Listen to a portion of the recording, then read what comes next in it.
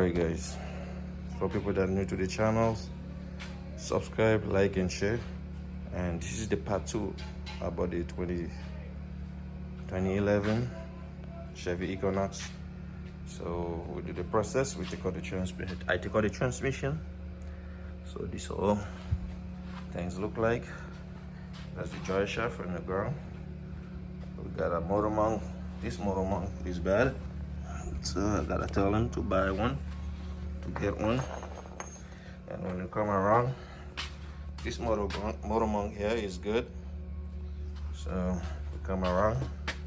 This is the new transmission. This is the old transmission. Let me give you guys some light so you guys can see properly. This is the older transmission, the one I take off from the car. You guys can see, right? So see the difference from the newer one and the older one. Alright guys, so when we come under here, this is the subframe. You have to take down the subframe. So I use tricks or techniques. So since I'm the only one doing it, so I don't have to be struggle with the subframe, put the subframe back up. So I left one on and release 3. When I release 3, so now when I slap the transmission up here, it already gave me a heads up to end it in the jack. When I sit it on the jack, easy go up with it, and it will be sitting the way I want it in the engine. You see guys, it's techniques, mechanic tricks. That's why I make things happen guys, but it's not an easy job guys.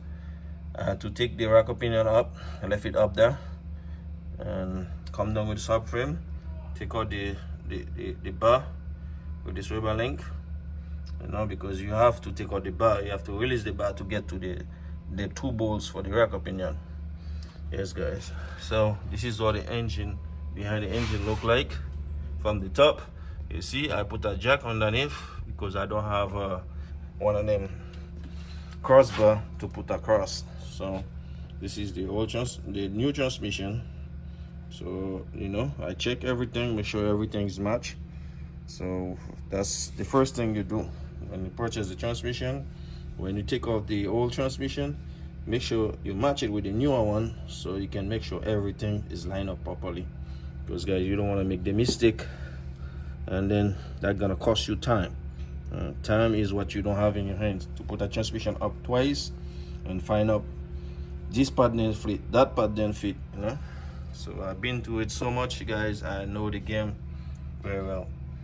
It's not an easy road guys, you know, but when you know the game, you know. When you know, you know. This is what I say, when you know, you know. When you're a pro in what you do, you do it right and properly. You see, this transmission only have one plug guys. You don't have 2 plugs, only 1 plug. And right there it have a hose coming up there and another hose coming this way, which I'm gonna go check out. You see, when I put the plug, I take out them plugs right there, put it where you see the red part, the red spot right there. That's the top one, and over here that's the second one, and back there that's the plug. You see, and up here that's our shifter. Up here that's our shifter guys, you know. So whosoever sell, and that's our bung. See the bung, and that's our bung guys. So whosoever sell this transmission know what they're doing guys. Yes guys, this is what the engine sit. I set a jack underneath. You see, yesterday I show you guys everything was there. Now it's an empty spot. This is part 2 guys. For people that are new to this channel, subscribe guys, like, share and comment. This motor mount also look like it's not good either. This motor mount is not good either. Got too much play. But I'm gonna contact the customer. And also the controller also bad. This controller on that side is bad, so I'm gonna contact him, send him pictures. So if he say he will bring them, he will buy them, I buy them. But if you say put them together, this is how I work guys. When I do something, not because he bring the car to do a transmission, that if I see something bad, and I'm not gonna tell him, you know, because I like to be honest with people. At the end of the day, if I'm already here, what sense? Because this motor mount, my friend, this is the top hardest motor mount. This guy right now, this is the hardest one. See, it's bad. The hardest motor mount to take off, because you gotta release this. You gotta drop down the frame, and then you have 3 bolts, and you have to lay down under the car. And there's no other way, guys. You know.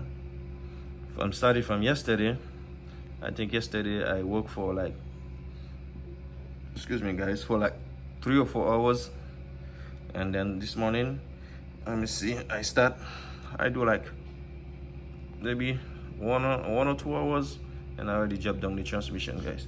So the hardest part gonna be, guys, is to put up the other transmission, since I don't have a help. So I gotta do it myself, and I don't have a transmission jack. So this is the biggest issue when you don't have a transmission jack. But guys, technique, I have my engine house that can help me get it done easily if I need it. Okay, if I need it, I take the engine house, push it under there, and come right here and hook up the transmission, jack up the transmission with the engine house, and when you reach the level, slap it on, and then bolt on. As long as it bolt on, that's everything, guys.